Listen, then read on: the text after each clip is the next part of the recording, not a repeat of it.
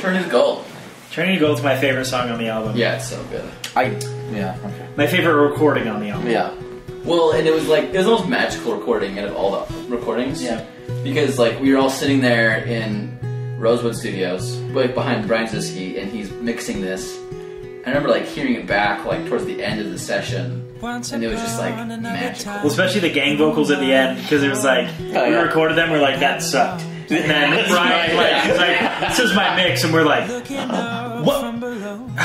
Brian, did you re-record the vocal? Yeah. It was amazing.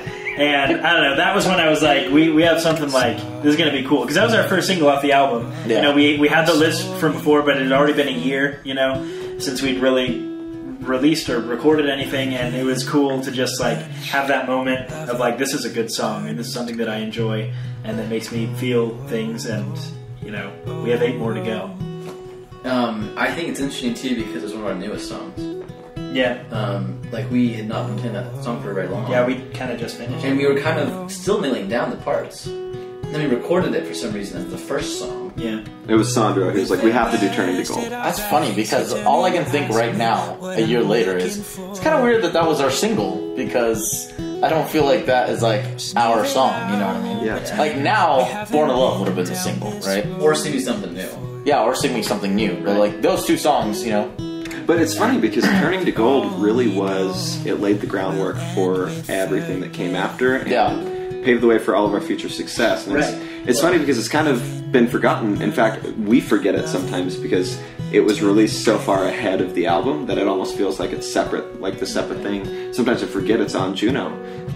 But that's what, I sent it to Alex Rainbird, and Alex is just the nicest guy in the world.